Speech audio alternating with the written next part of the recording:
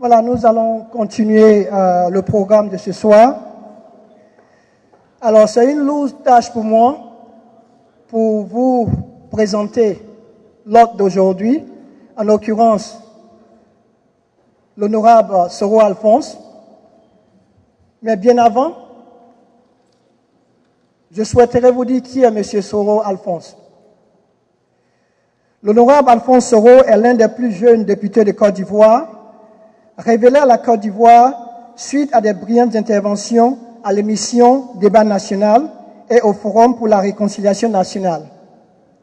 Alphonse Thioma Soro est actuellement le président de l'Alliance pour le changement APC, une organisation de la société civile très engagée dans la lutte pour le changement en Côte d'Ivoire. Son parcours politique et associatif est révélateur d'un combattant intrépide et déterminé. Né le 1er août 1977 à l'Apollo, village sénoufo situé dans la banlieue de Korogo, Alphonse Thioma Soro est titulaire d'un Master of Arts in Management and Marketing.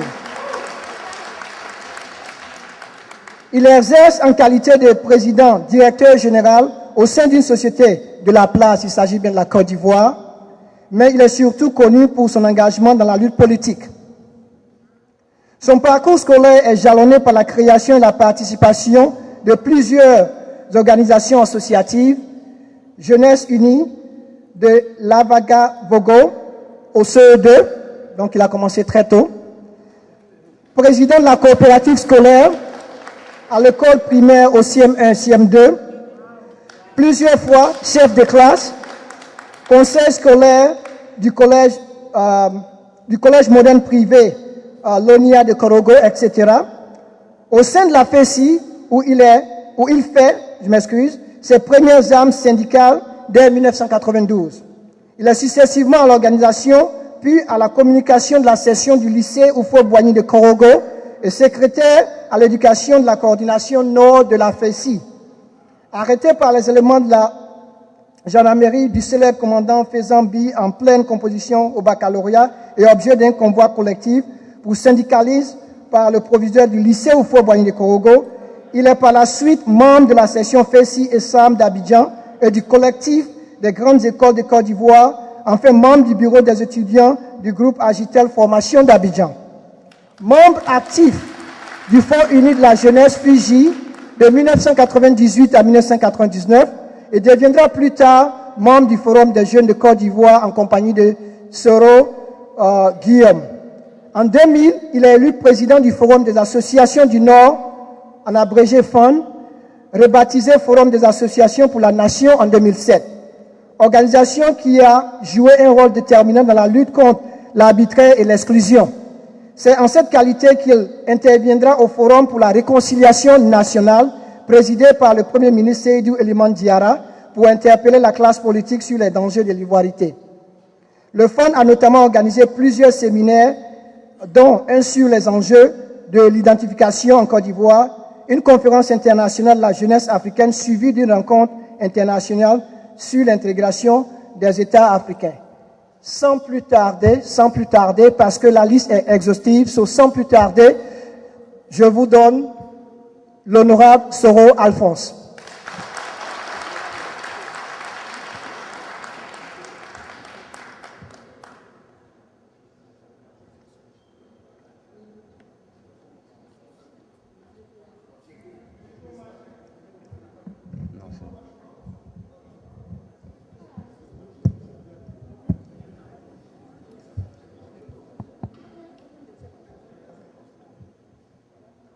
Je voudrais, mesdames et messieurs, exprimer d'entrée toute ma joie de me retrouver ici, à New York, devant vous, devant mes frères et devant mes sœurs de la Côte d'Ivoire.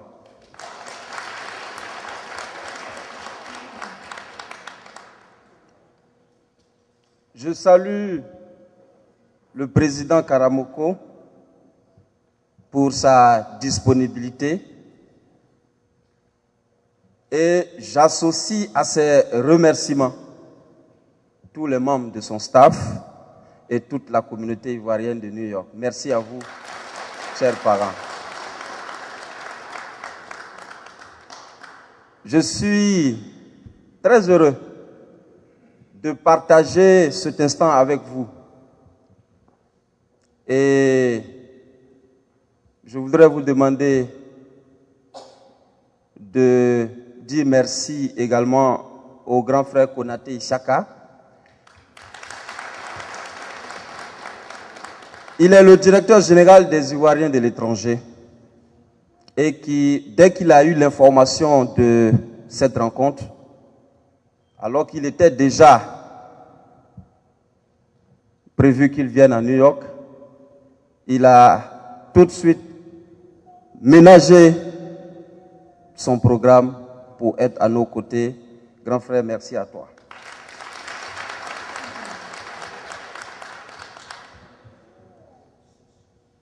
À tous ces moments que j'aperçois dans cette salle, à tous ces papas, à tous ces frères et sœurs,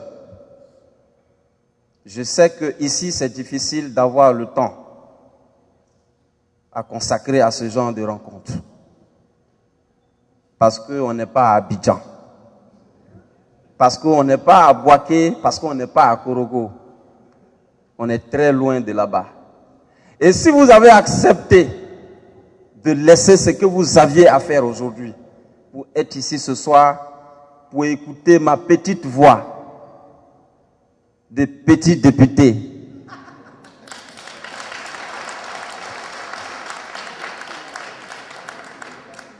donc c'est que vraiment vous accordez un intérêt à la vie de la Côte d'Ivoire. Mais vous avez raison, chers parents, vous avez raison de vous intéresser à la vie de la nation. Je suis là aujourd'hui pour vous donner les nouvelles du village.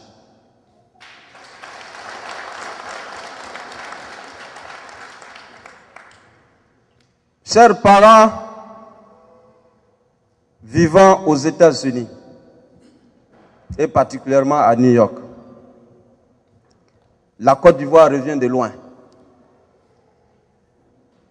Et on ne peut pas réécrire l'histoire de la Côte d'Ivoire. Tel n'est pas le but de l'exercice. Mais je voudrais tout simplement partager avec vous la petite lecture que j'en ai. La situation dans laquelle nous sommes aujourd'hui et les espérances qu'il y a dans ce pays, la Côte d'Ivoire, qui est sortie de la crise et qui est en train, je vais vous dire, qui est en train de devenir un très grand pays. Un très grand pays.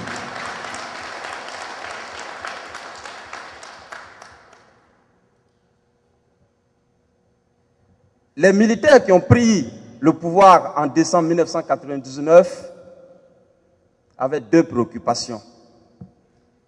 La première, elle était d'ordre corporatiste, la revendication des primes de mission. La deuxième, c'était la fin de l'exclusion dans le débat politique qui risquait de faire basculer la Côte d'Ivoire dans la guerre et dans une crise profonde. Malheureusement, ces mêmes militaires ont assisté, pendant qu'ils étaient en exil, à l'exclusion de deux grands partis politiques aux élections présidentielles de l'an 2000. Il s'agit du PDCI et du RDR. C'est là-bas que les malheurs de la Côte d'Ivoire ont commencé. Et cette situation d'exclusion des plus grands partis politiques à l'occasion d'une élection présidentielle, il fallait forcément s'attendre aux conséquences. Les conséquences ont été douloureuses, elles ont été difficiles. Cela nous a coûté 10 années. 10 bonnes années pendant lesquelles, chers parents, nous avons perdu des frères, nous avons perdu des sœurs, nous avons perdu des parents. Chacun a été touché. Il n'y a aucune famille en Côte d'Ivoire qui n'a pas été touchée des 10 longues années de crise que la Côte d'Ivoire a connues. Le chemin a été long. Il a été très long. On a fait le tour des capitales du monde entier à la recherche d'accords. On a fini par avoir une côte mal taillée, mais avec laquelle nous avons réussi à organiser des élections présidentielles en l'an 2010. Ces élections, chers parents, ont été historiques.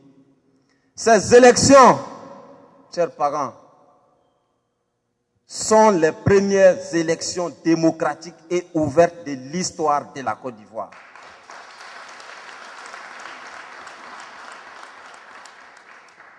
À ces élections, la compétition fut loyale. La compétition fut équitable et la compétition fut, j'allais dire, totale. Et les Ivoiriens se sont mobilisés comme un seul homme pour battre tous les records de mobilisation des élections dans le monde entier. Plus de 80% de taux de participation. C'était un message. C'était un message. Un message du peuple de Côte d'Ivoire de mettre fin à cette crise, de tourner la page noire de cette histoire qui n'avait que trop duré. Qui n'avait que trop duré. Cette mobilisation, les politiciens ont encore fait échouer cette volonté populaire.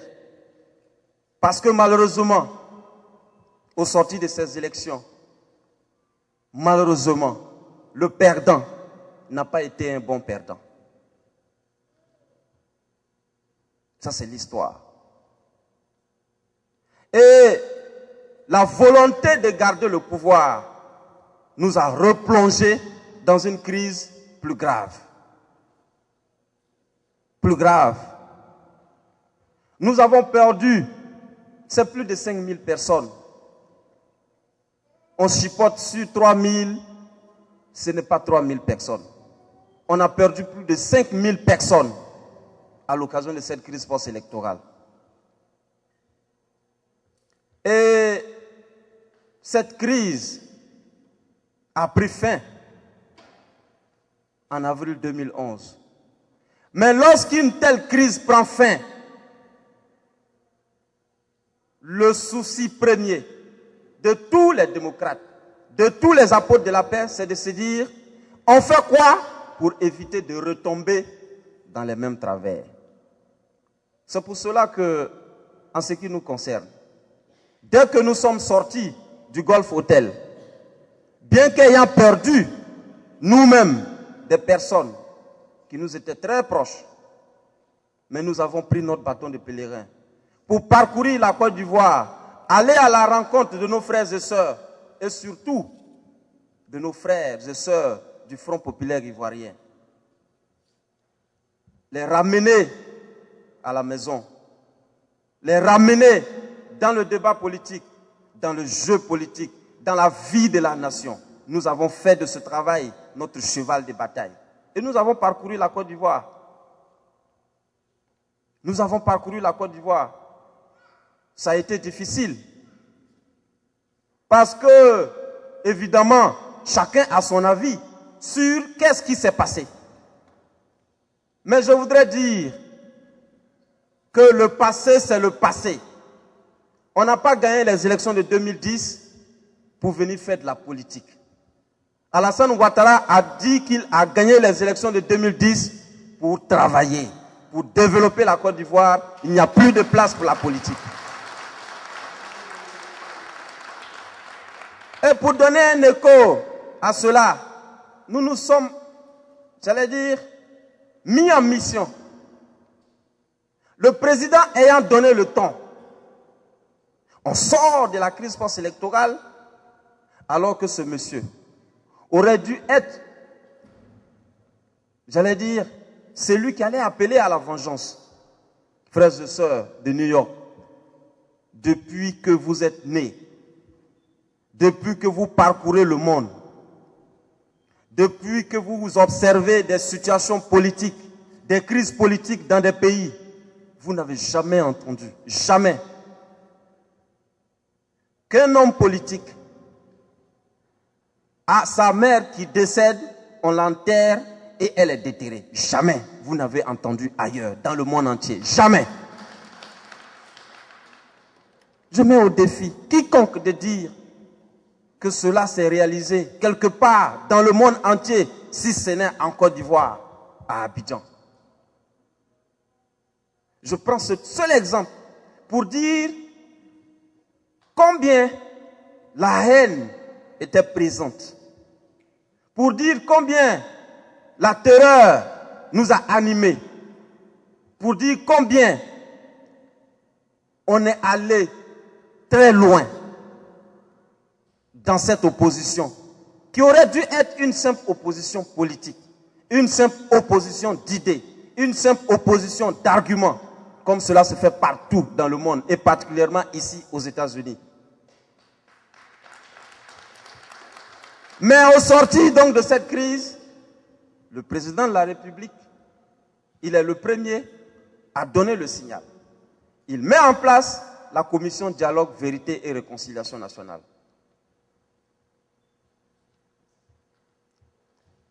Et il nous a mis en mission pour aller à la rencontre de tous les jeunes. Parce qu'avec le FPI, la jeunesse était très fortement, j'allais dire, au devant de la conquête et de la bataille politique.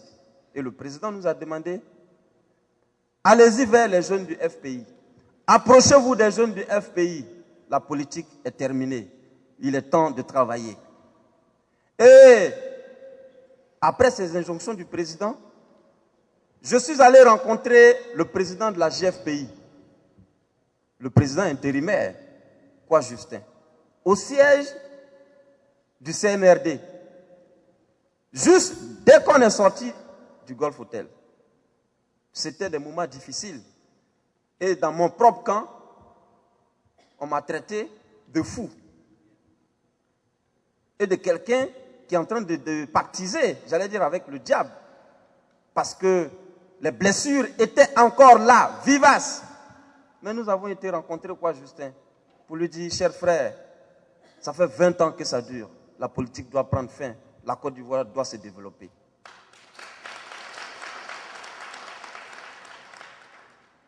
Aujourd'hui, je suis plus proche des dirigeants du COGEP de Blé Goudé.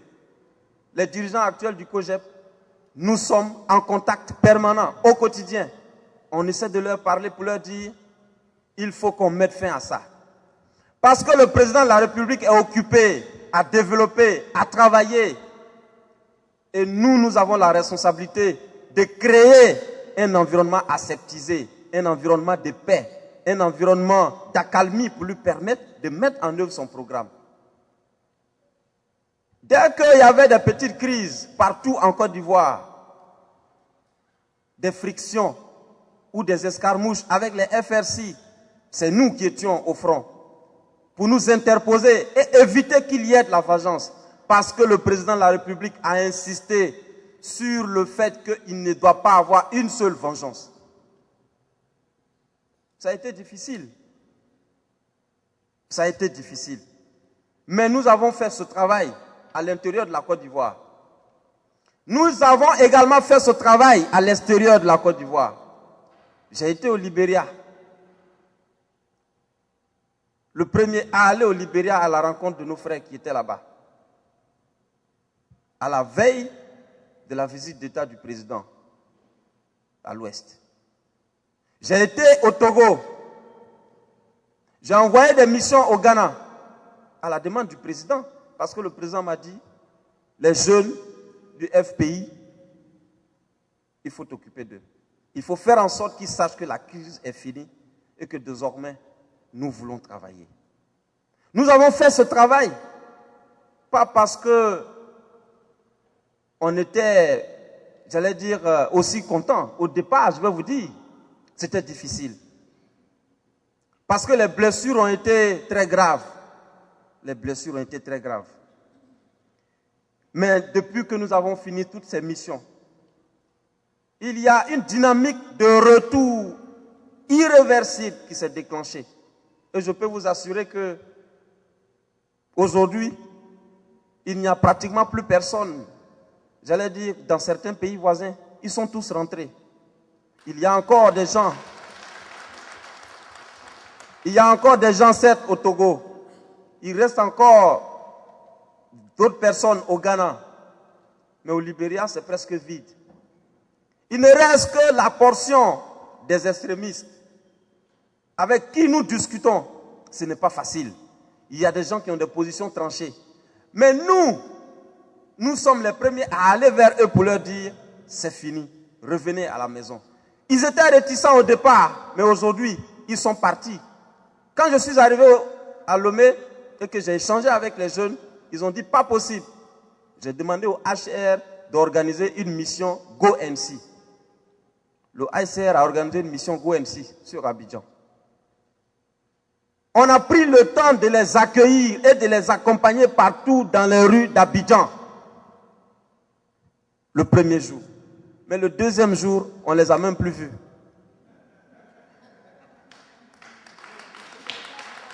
À partir du deuxième jour, alors qu'ils avaient 3 jours à passer, à partir du deuxième jour, on n'a plus vu quelqu'un.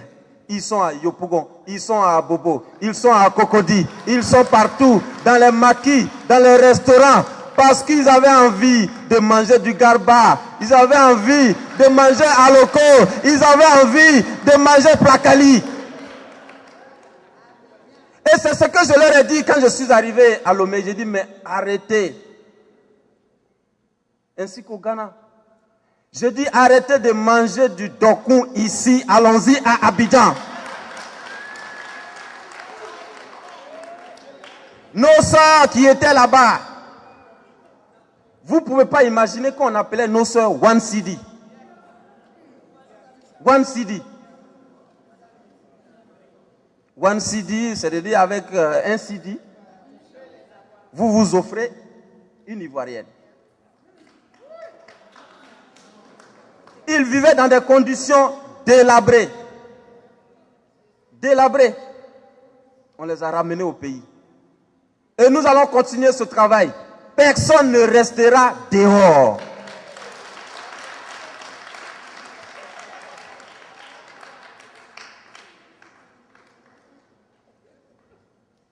Personne ne restera dehors. Telle est la volonté du chef de l'État. Telle est la volonté du président de la République.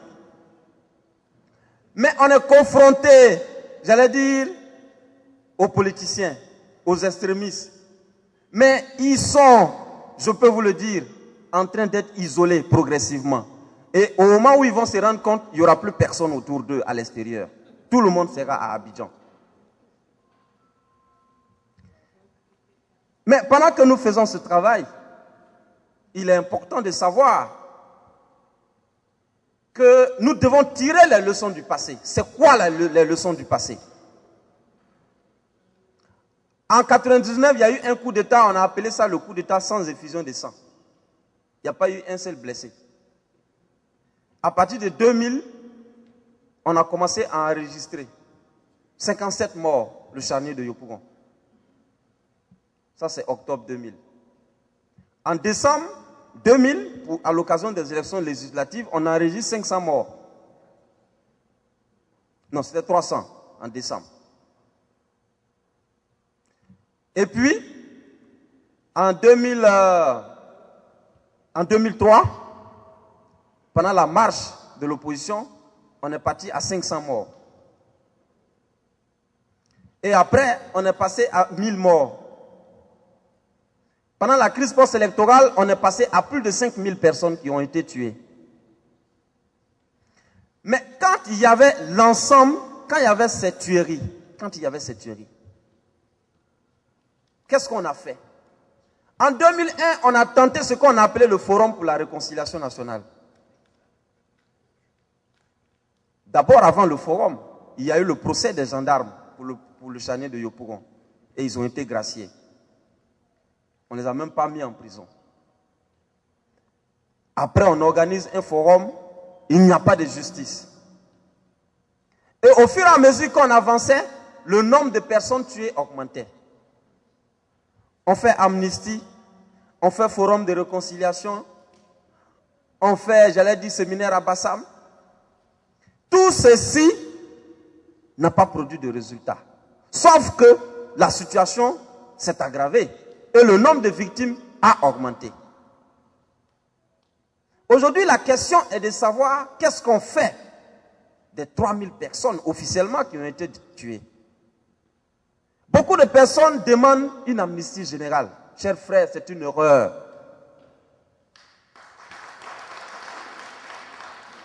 Parce que l'amnistie n'a pas réglé le problème. Parce que l'amnistie ne règle pas le problème.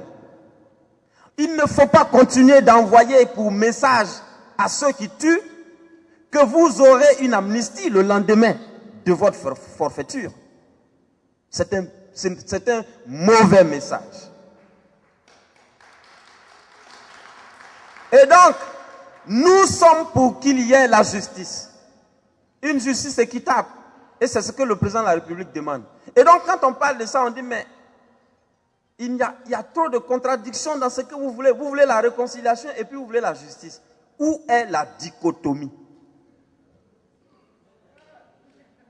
Où est la dichotomie entre la volonté de rendre justice et la volonté de faire en sorte qu'il y ait la réconciliation?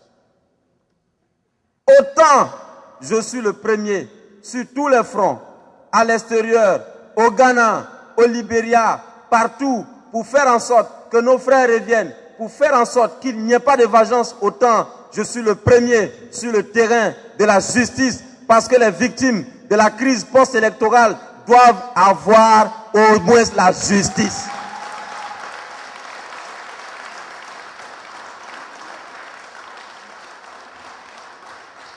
Il nous faut le faire pour l'histoire.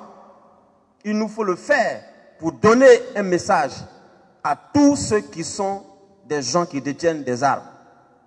Il nous faut le faire pour donner un message à tous les chefs d'État de l'ensemble du continent et particulièrement de la Côte d'Ivoire pour dire que c'est terminé.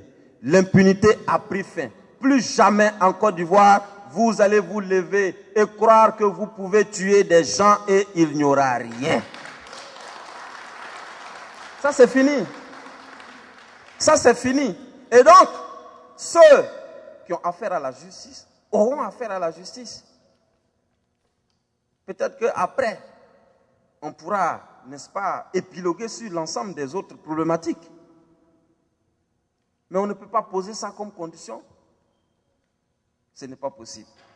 Et donc, c'est pour cela que vous nous avez vus en tête des mobilisations populaires pour qu'il y ait un procès pour Laurent Gbagbo.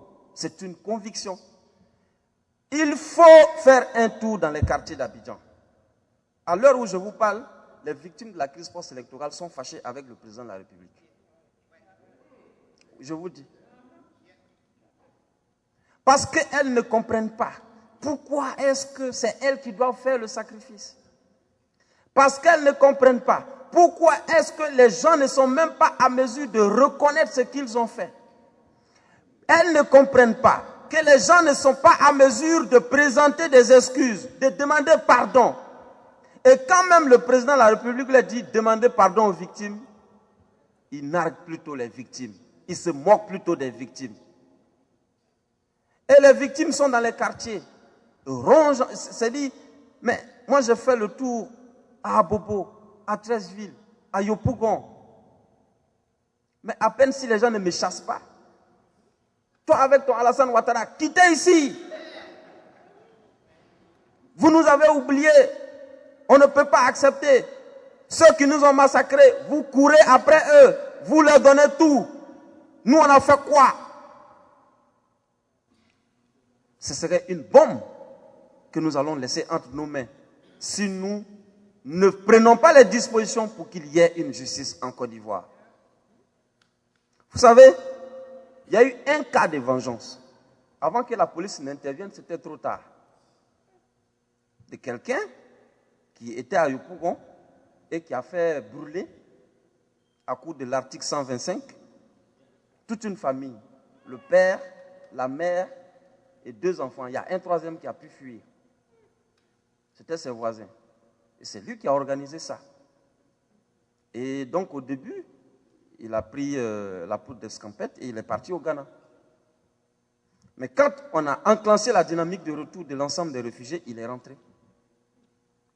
Mais il est arrivé, le lendemain, il est parti chez lui à la maison là où il habitait avant, pour, dit-il, aller prendre des bagages. Il allait soulever ses bagages, il l'a mis dans un autour. Mais quand les voisins l'ont vu, avant que la police n'intervienne, c'était trop tard.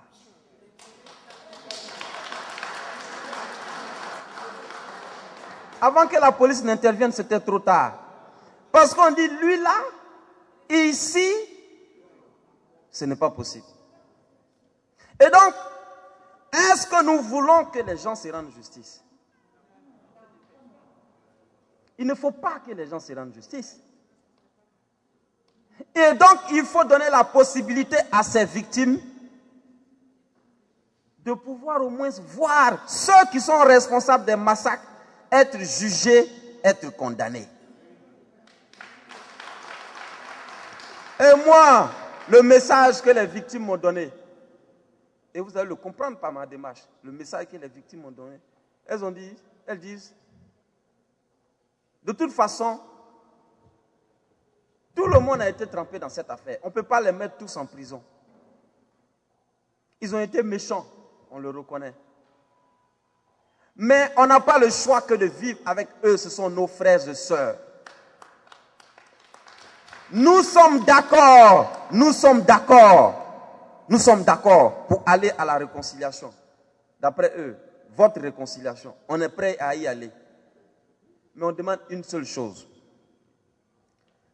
De Afin Guessan, Madame Gbagbo, tous les autres, on peut les libérer, ce n'est même pas la peine. On peut les libérer, ce n'est pas grave. Mais nous voulons une seule chose, c'est lui qui est responsable de ça. C'est lui par qui ça est arrivé. C'est lui à cause de qui cette situation s'est présentée. C'est lui qui a perdu les élections, qui a refusé de reconnaître sa défaite, qui a donné les fusils aux gens et qui a assisté impuissant. Les gens vous disent, on est d'accord, mais quand on nous dit, Gbagbo était président, pendant que l'article 125 était appliqué, il était président. Et il avait l'information que les gens brûlaient les gens. Est-ce qu'un seul jour, à la télévision, on a vu Gbagbo apparaître pour demander aux gens d'arrêter? Est-ce qu'un seul jour, on a vu Laurent Gbagbo à la télé ou son porte-parole à la télévision pour dire aux jeunes patriotes de mettre fin à leur article 125? C'est les victimes estiment que tous les autres, on peut les libérer. Tous les autres, ils peuvent pardonner. Tous les autres, ils peuvent être dehors. Mais Laurent Gbagbo doit être jugé et doit être condamné. Ça, c'est pas Alphonse Soro. Ça, c'est la position des victimes. Et donc, c'est le postulat sur la base duquel nous travaillons. Et je voudrais ici parler de quelque chose qui fait l'actualité. On parle de justice des vainqueurs. Moi, j'anticipe. Mais entre justice des vainqueurs et justice des cimetières, vous choisissez quoi? La justice des vainqueurs, c'est mieux. Parce que je vais vous dire, aujourd'hui, on assiste à une libération, à une vague de libération des prisonniers. Le président a fait libérer toute la direction du FPI, à l'exception de Blé Goudé et de Simone. Et récemment, il a encore fait libérer près de 3000 prisonniers. Tout le monde est en train de sortir des prisons. Mais aujourd'hui, ils regagnent leur maison, ils regagnent leur famille. Et ceux qui sont morts, et ceux qui ont été tués, Et si eux, à leur tour, ils avaient accepté aussi de mettre les gens en prison au lieu de les tuer, aujourd'hui on les aurait retrouvés vivants.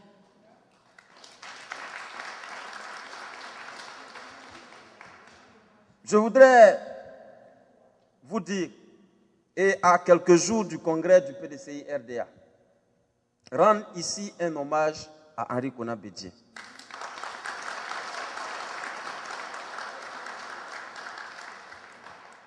Sans Henri Konan Bédié, la paix n'était pas possible en Côte d'Ivoire.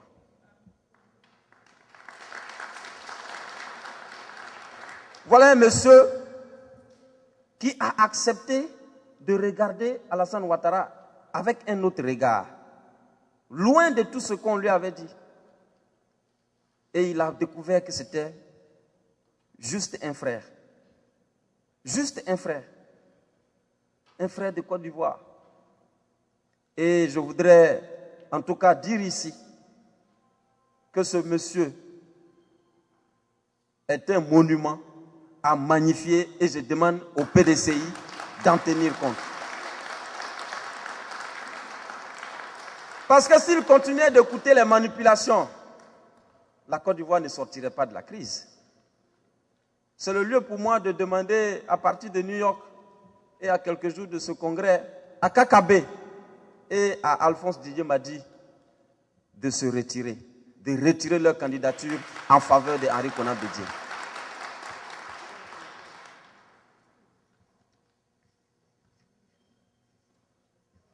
Je pense qu'on a également écouté récemment que M. Charles Konan Bani avait des ambitions présidentielles.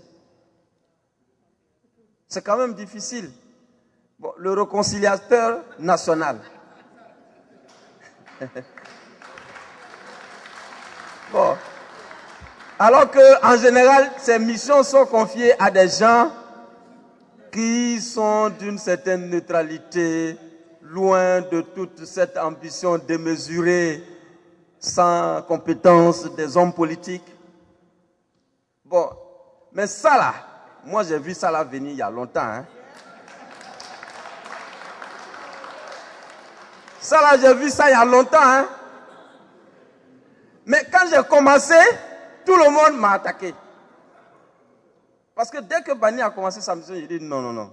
Il y a quelque chose qui ne va pas. Non, non, non. Mais les gens disent, mais il ne faut pas jeter le bébé avec l'eau du bain. Il faut savoir faire confiance à ceux qui commencent. J'ai dit, ok, si vous le demandez, mais je vous dis que ça là, ça ne va pas donner quelque grande chose. Voilà aujourd'hui. C'est Bani qui nous informe que Ouattara a échoué.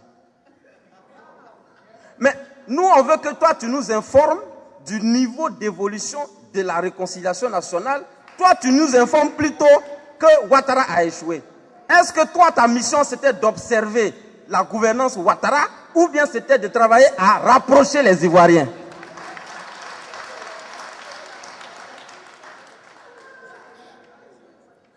Donc, moi, j'ai dit, bon, écoutez, c'est pas grave. Mais un seul conseil. Il faut que Bani aille à Morofé, il va aller se faire élire, et puis après, bon, on va venir regarder ensemble le bilan de Ouattara. Et donc, moi je voudrais vous dire, chers parents, je sais qu'il y a beaucoup de mécontentement, d'insatisfaction. Les gens sont fâchés. Ce n'est même pas ici seulement, même en Côte d'Ivoire, ça grogne. Mais la Côte d'Ivoire revient de loin. Et nous avons franchi plusieurs étapes à l'heure où je vous parle. Chers parents, il faut qu'on se rappelle de la chasse à l'étranger dans les rues d'Abidjan. Il n'y en a plus, c'est terminé. Il faut qu'on se rappelle que dans ce pays, il y avait beaucoup de concitoyens qui n'avaient pas de carte nationale d'identité. Aujourd'hui, c'est réglé. Il faut qu'on se rappelle qu'on s'est battu avec toutes les armes possibles pour qu'il y ait des élections auxquelles tous les enfants de la Côte d'Ivoire peuvent participer. Aujourd'hui, ça a été fait. il faut qu'on se rappelle, il faut qu'on sache que la Côte d'Ivoire en 2010 a organisé des élections démocratiques. Mais tout ça, ce sont des acquis. Mais 3 ans après, je pense que c'est un peu trop tôt pour être découragé. Surtout que, et ça, ce sera le dernier point sur lequel je vais intervenir, c'est un point extrêmement important, la gouvernance Ouattara. Frères et sœurs de Côte d'Ivoire, ici à New York, la Côte d'Ivoire a changé. Moi, je vais vous dire, si vous durez ici, là, 1 an après, aujourd'hui nous sommes le 29 septembre 2013, 29 septembre 2014, vous, certains d'entre vous, s'ils vont à Abidjan, ils vont se perdre, vous. Ils vont se perdre. Mais quel est l'état des lieux de la Côte d'Ivoire quand Alassane Ouattara arrive au pouvoir? 5000 morts. Administration à zéro. Je dis bien à zéro. Même BIC, il n'y avait pas dans un seul ministère. Même BIC.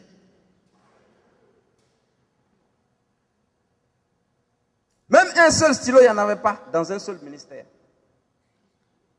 Mais, je prends le cas de société publique. Au port d'Abidjan, il y avait un trou de plus de 50 milliards de francs CFA. Aujourd'hui, tout cet argent a été remboursé.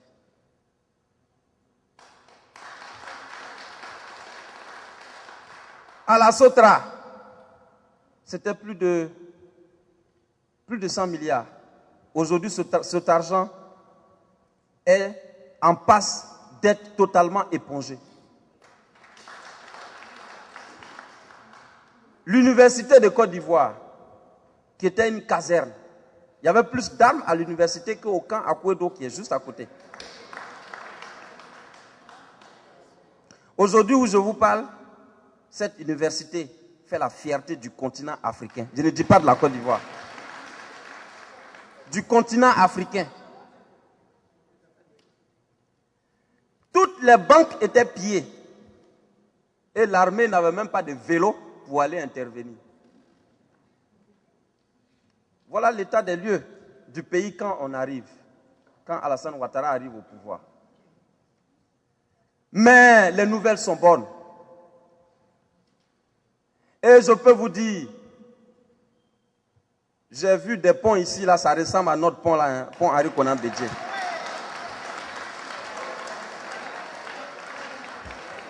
Ah, il n'a pas duré ici pour rien. Hein. On dirait qu'il a fait les photos là. Parce que quand j'ai regardé, j'ai dit, ah, on dirait que le président...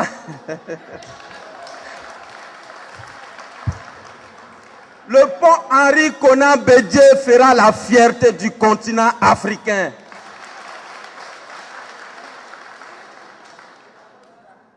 Moi, on ne parle pas de promesses, hein, parce qu'il y en a qui sont très forts dans promesses. Je vous dis, le pont Henri Konan Bédié, ils sont à près de 45% d'exécution des travaux. Et donc, vous aurez l'échangeur de la Rivera 2. Mais quand vous regardez l'échangeur de la Rivera 2 sur la photo, et puis on vous dit, c'est ça qui est en train de sortir devant vous, vous êtes content d'être ivoirien.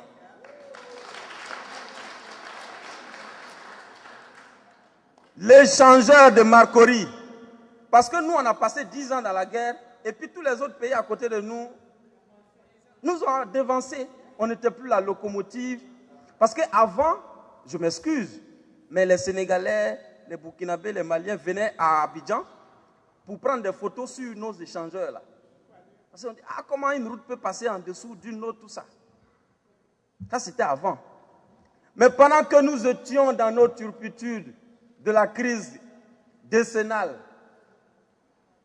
ces pays, le Mali, le Burkina, le Sénégal, ont fait des échangeurs et ont même fait des échangeurs mieux que ce que nous avions en Côte d'Ivoire. Il y avait même des tunnels. Il y a même des tunnels. Il y a un tunnel à Dakar, il y a un tunnel au Burkina Faso. Mais jusqu'à présent, il n'y a pas de tunnel en Côte d'Ivoire. Et bien, avec Alassane Ouattara, il y a un tunnel, un tunnel, un tunnel Un tunnel, un tunnel. Un tunnel qui est en train de sortir, de terre. L'autoroute Abidjan-Yamoussoukro. On dit oui, c'est Gbagbo qui a commencé. D'accord. Mais il fallait qu'on termine. Il y a des chantiers que Oufoué a commencé, Bédié n'a pas pu terminer. Il y a des chantiers que Bédié a commencé, Gbagbo n'a pas pu terminer. Mais si nous on vient, et puis l'argent qu'il faut pour terminer les chantiers, pour ne pas que ça reste comme ça, et qu'on arrive à le faire, c'est à mettre à son actif. Et cette autoroute ne va pas s'arrêter à Yamoussoukro. Elle s'en va à Bouaké. Elle s'en va à Bouaké. Il n'y avait pas de route entre Bouna et Doropo. La frontière, qui est une voie internationale, une voie du commerce international, qui fait que les gens sont obligés de faire le tour de la Côte d'Ivoire pour venir à Abidjan, alors que juste à côté, il y a Abidjan. Désormais, le chantier va commencer dans quelques mois. Le financement est bouclé, le marché est attribué. Il y aura une autoroute entre Abidjan et Grand Bassam. Parce que quand je dis il y aura, les travaux sont en cours. Les travaux sont en cours.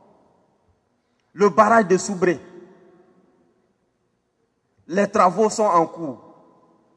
Le barrage de Boisflé, les travaux sont en cours. L'eau potable pour tout Abidjan, les travaux sont presque achevés. Centre de santé mère et enfants à Bingerville, les travaux sont en cours. La gare moderne d'Adjamé, qui va ressembler à vos gares que nous voyons ici, c'est en cours. Et là, avant que je quitte Abidjan, le président vient de décider qu'il va renouveler le goudron des 2 ponts et du boulevard Lagunaire. Il dit non, le goudron là est trop vieux, on va mettre nouveau. La baie Lagunaire est en train d'être nettoyée, ça va ressembler à vos lagunes là. Le traitement de la baie Lagunaire, ça va donner un autre visage à la Côte d'Ivoire. Les travaux sont à près de 30% déjà exécutés. Il y a, la semaine passée, il allait faire la première pioche du goudron entre Abobo et Anyama.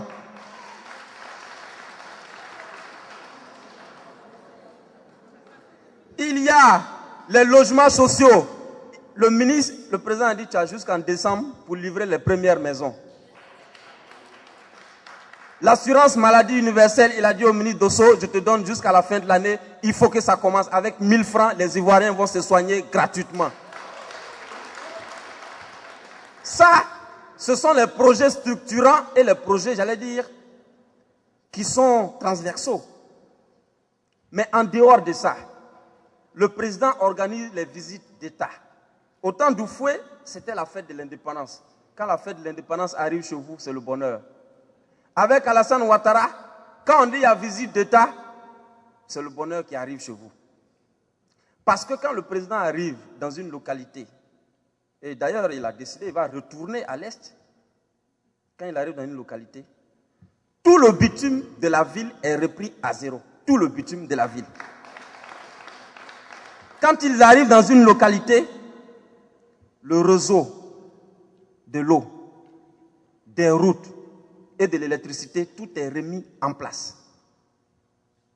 Quand ils arrivent dans une localité, les centres de santé, les écoles sont équipés, sont réhabilités.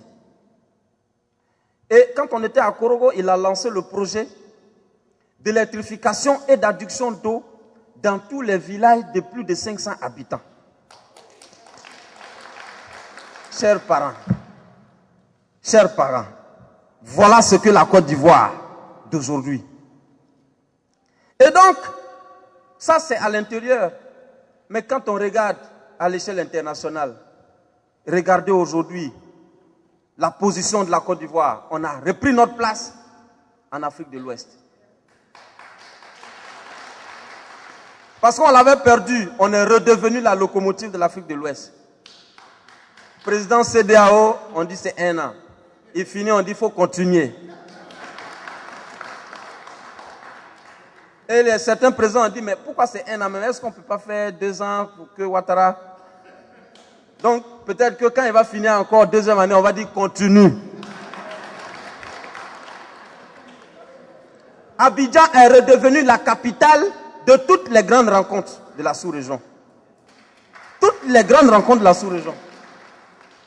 Et à l'international, l'image de la Côte d'Ivoire, l'image nouvelle de la Côte d'Ivoire.